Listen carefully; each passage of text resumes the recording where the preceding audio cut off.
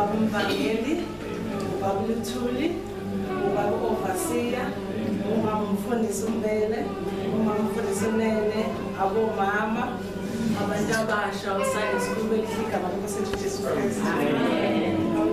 Siyambonga uNkulunkulu bangcwele sesiphinde sahlangana. Noma ikwenda inkinga umuntu akhulume ngutsheni, kodwa ukulandela izwi elisonikela imizimba yethu, ibe ukunikela ophilileyo. Nongcwele nothandekayo uNkulunkulu. Amen. Sikwenzile lokho ingakho siyazi sizathu sesilethe la. Amen. Bangcwele namhlanje ngizobeka ukubonga uNkulunkulu. Ukuthi mesilethe imikelo yethu la ngaphambili. Kungezinye zendlela esisuke simbonga uNkulunkulu. Kuningi bantu esingabanga uNkulunkulu. Kuningi. Singambonga lokuphila. Ukodwa nje uphila. Kubalulekile ukuphila isipho umuntu wasipha ngisho umzali wakho. Siphuma kuNkulunkulu kuphela uphila. Akekho umuntu ongasinika ukuphila uNkulunkulu. Ngaso sonke isikhathi ngabangcwele uzothi asimbonga uNkulunkulu ukuphila.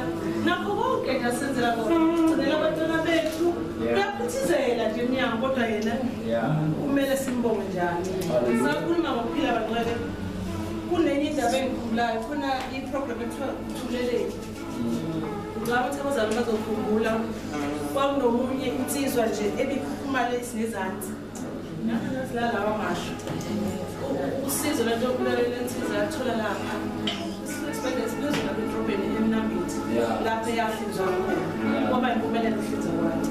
Ngabe sengilandela njalo lelo page leyo eThuleleni.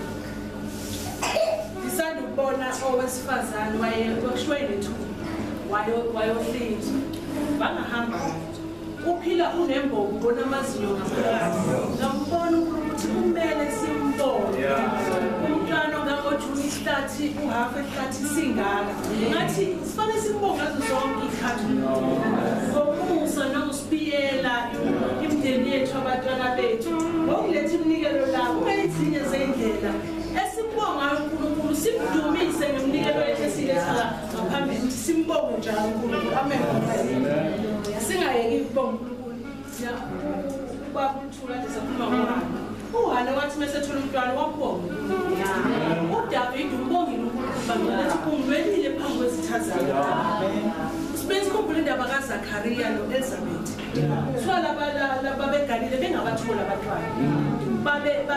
Babemthanda uNkulunkulu bephila ngezimiso zikaNkulunkulu bethembekile uNkulunkulu bethandele abantwana bengabathola uyabamhambela uzakuba ngemilanga uyamthola umntwana Elizabeth uzwakala ethi wenza njalo inkosi emhleni yami yakususa uyabonga uNkulunkulu akathandi lapho senzele izinto singambongi sinabonga nanoma nangempahla yethu kumele simbonge aso sonke isikhathi simbonge sisazonikela ke bantu ake sifunde sizwe ukuthi uJesu sizwa kanjani uNkulunkulu.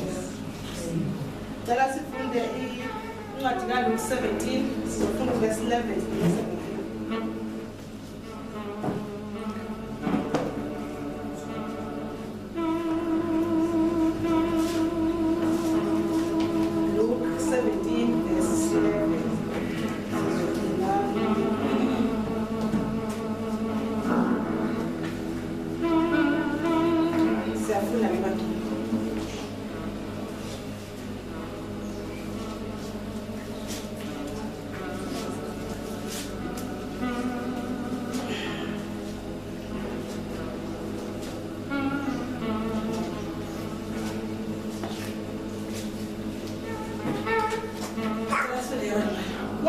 esehamba ukuya eJerusalema wadabula iSamaria leGalile esangena emzananeni othile wahlangana naye amadoda ayishumi anoxhobo amela kude aphakamisa izwi athi Jesu Nkosi sihawukele uthe ewabona wathi kuwo hambani niyoziveza kubapristi wathe esahamba ahlanjulula enye yawo isibona ukuthi ikhulumisiwe yabuya imdumiso uNkulunkulu ngezwe elikhulu yawa ngobuso ngasezinyaweni zakhe imbonga. YayingumSamariya. Kepha uJesu waphendula wathi, akuhlanjululwanga abayishumi na? Baphi pho abayishagalolunye na? Ngiyazwa-ke bangcela ukuthi babelishumi lamadoda, kodwa kwakuye yodwa. uNkulunkulu uzizwa kabuhlungu lapho esenzela izinto.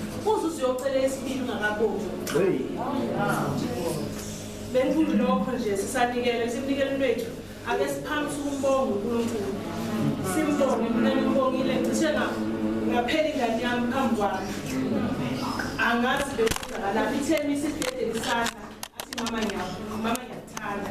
Ngihlulekile ngicrazy wonke lonke ngoba ngathi uNkulunkulu uthi bangibonile ngikhuleka kwakho bathi mbonga phambi kwami. Kusho ukuthi uNkulunkulu wenqaba. Amen. Ngakubona ukubaluleka kokuphila. Simbonge uNkulunkulu bazalwane sisaphila senze kahle. Amen. Uyalalela phendule imikhuleko yonke ubelelane bujuleni uyalalela phendule uyalalela phendule imikhuleko